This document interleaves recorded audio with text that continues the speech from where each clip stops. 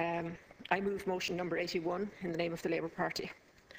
To speak about tourism is to speak about jobs and stimulating the economy, two things desperately required in almost every town and village in the country. Despite the spin being peddled from the government press office, the economic catastrophe visited upon this country by Fianna Fáil and their friends in the construction industry and the banking elites shows no sign of abating.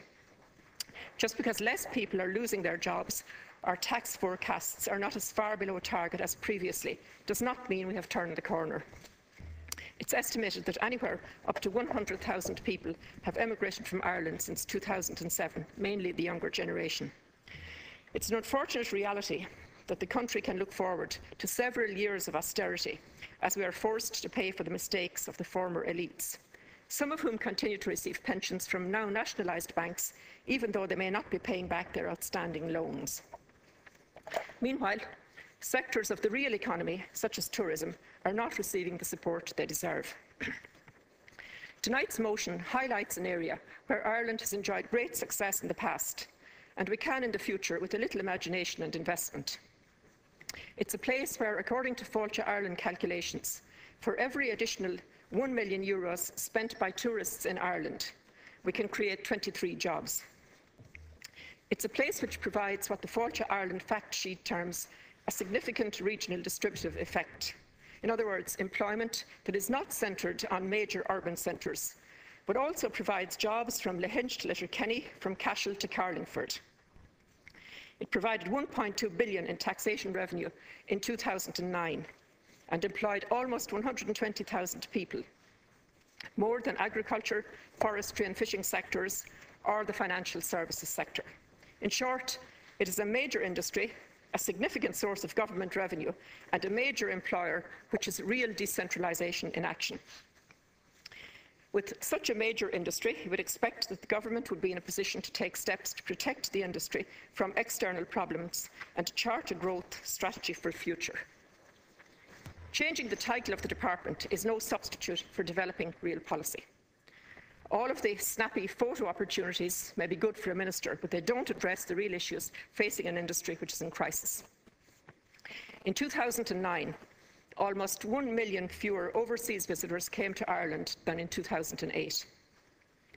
This drop of 11.6% in 2009 comes on top of a 2% reduction in 2008.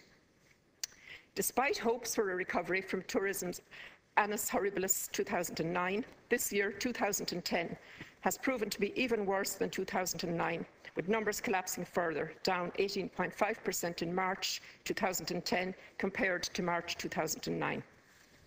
The response of the Fianna Fáil Green Party government: impose an air travel tax. I understand that in times of crisis, a government is required to investigate any potential avenue of additional revenue. But the caveat is to always ensure that any taxation or spending measure you introduce does not end up costing the economy more than you gain. This is precisely what has happened with the air travel tax. The economic lunacy of imposing an air travel tax when we are an island nation with poor ferry connectivity is quite frankly bewildering.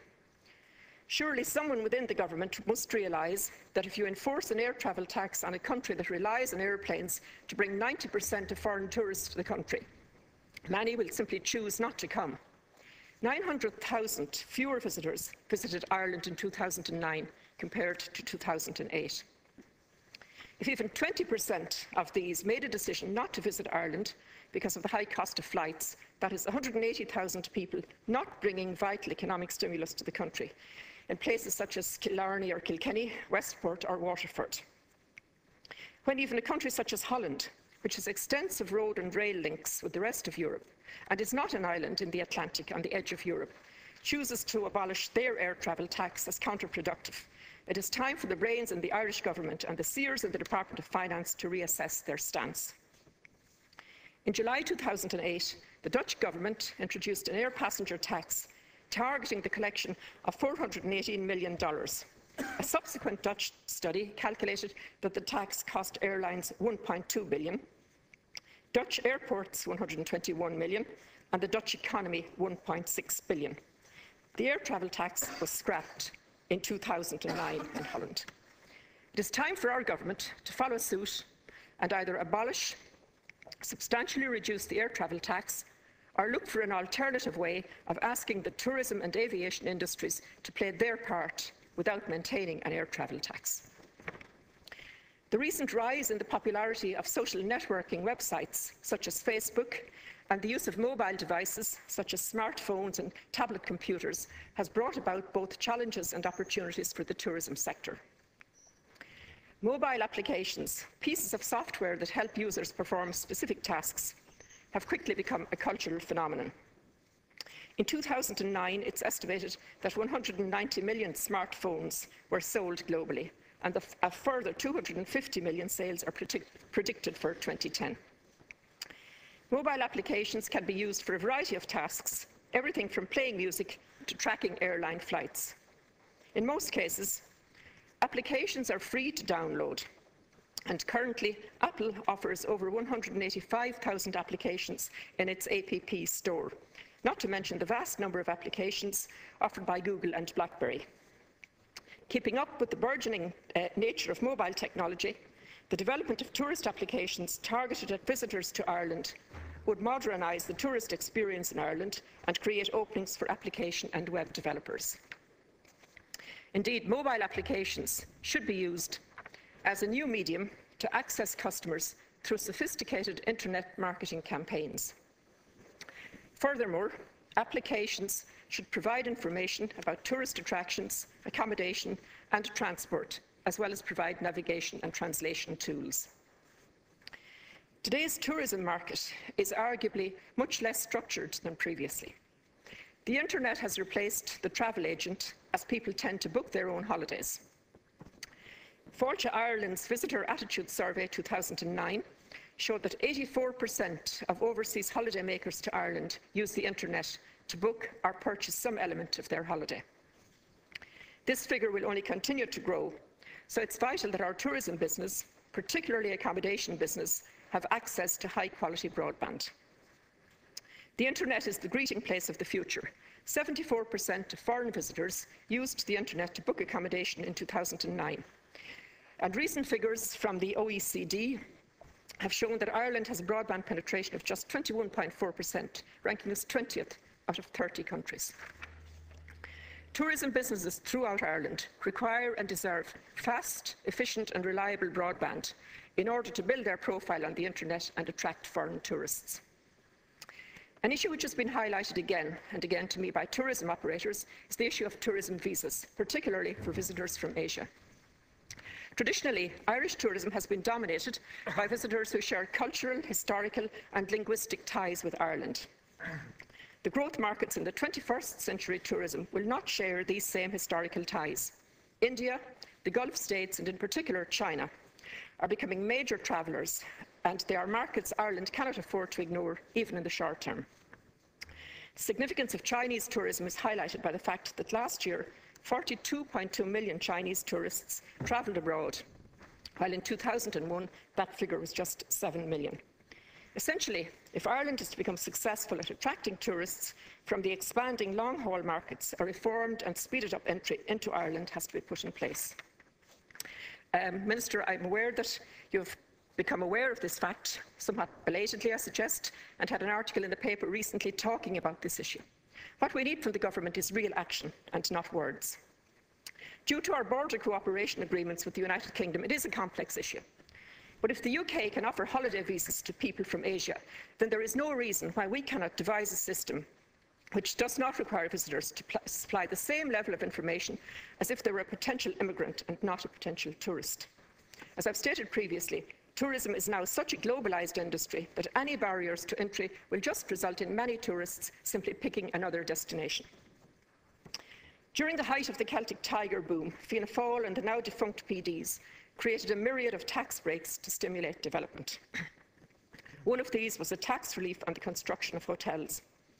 Not only has this relief cost over 444 million between 2004 and 2008, despite the tax relief ending in 2005, information I've received from the Irish Hotels Federation indicates that some 260 hotels out of a total stock of just over 900 are still claiming the tax relief. These hotels have been coined zombie hotels.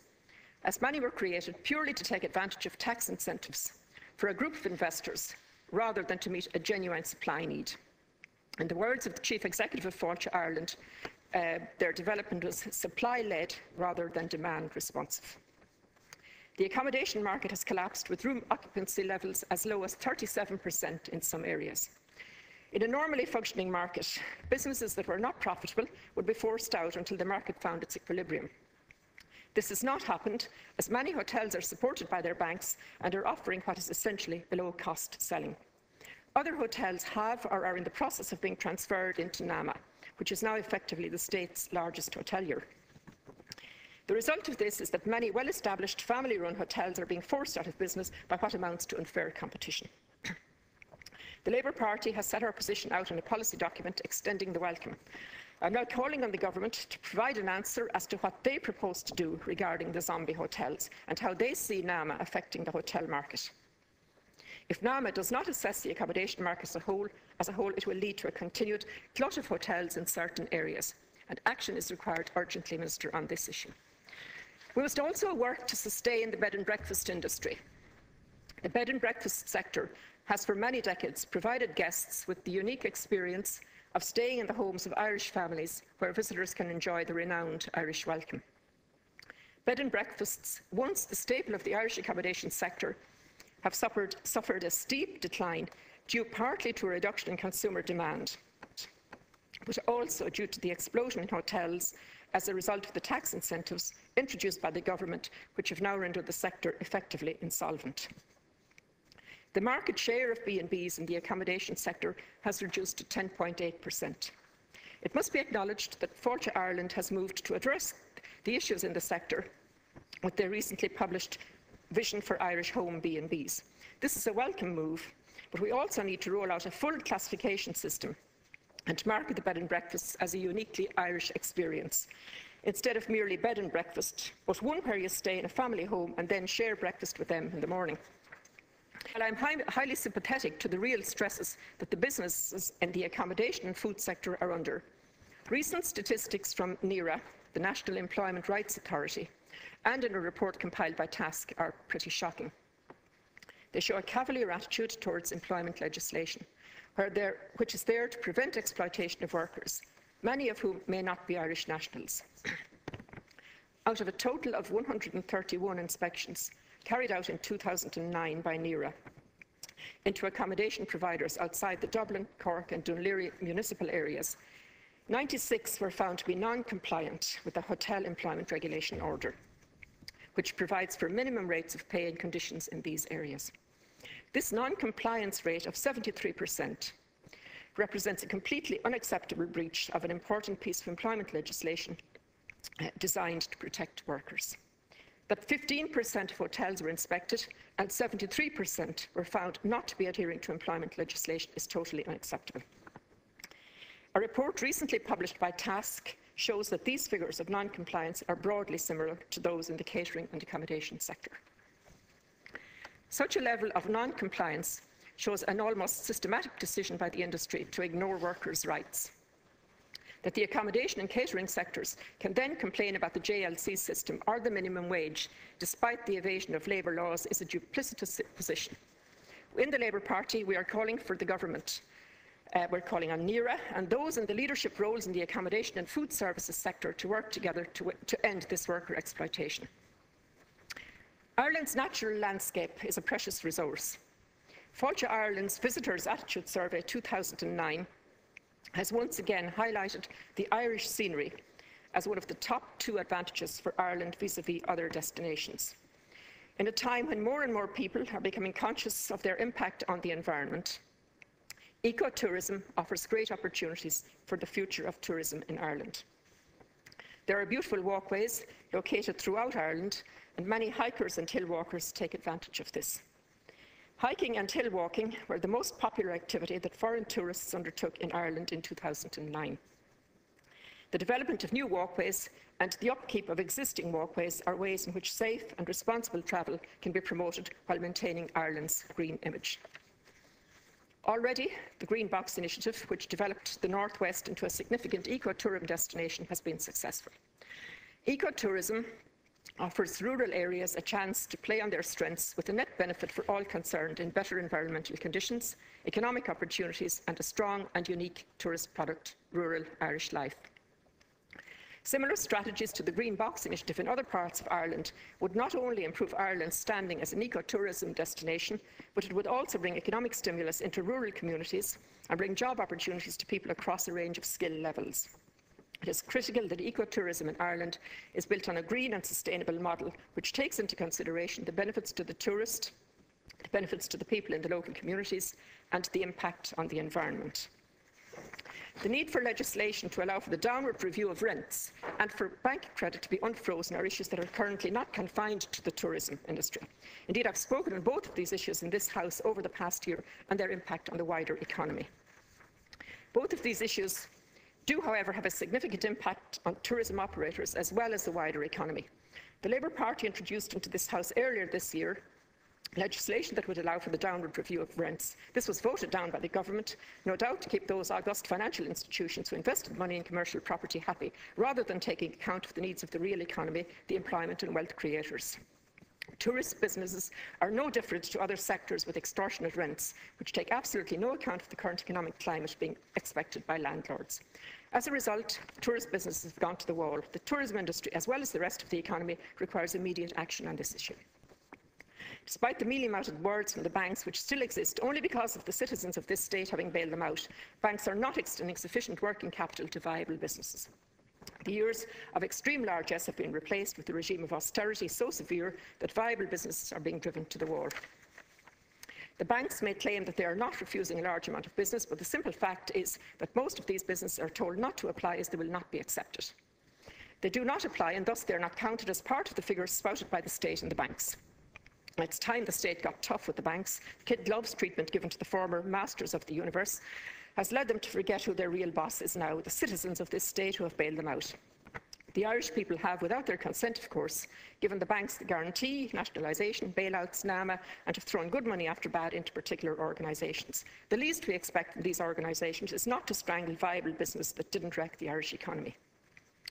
Any plan to establish a long-term sustainable footing for the Irish tourism industry was to also address the current state and semi-state support infrastructure. The tourism industry is one of the few areas with an integrated north-south element, with Tourism Ireland working on a 32-county basis to market the island of Ireland as a tourist destination.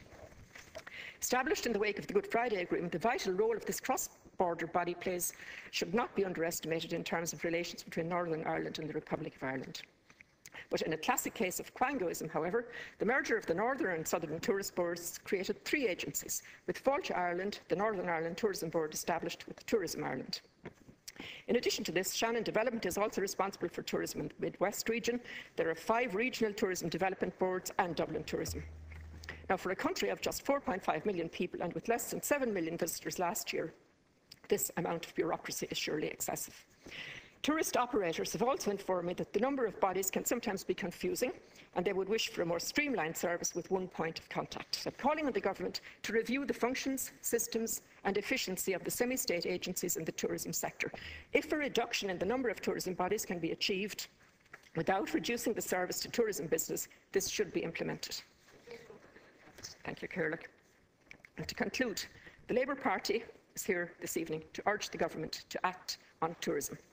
What we have presented here is an action plan for the government to address the short and medium-term issues facing the industry. I've met the same stakeholders as the Minister and read the same reports on the perilous state of the industry. It is the government's responsibility to protect jobs, and it's the Minister's responsibility to convince her colleagues around the Cabinet table that tourism requires more than a departmental name change and must be taken seriously by this government. She also needs to impress on them that decisions taken in other areas can have a major impact on the industry. Tourism is interlinked with the very life of the country. Tourism contributes to the economy in a way no index can accurately measure. It impacts from buying petrol at the local petrol station to a cup of tea in the local shop or pub. Tourism can no longer wait at the back of the queue while the pampered elites take up the state's time and money. I commend this motion to the House.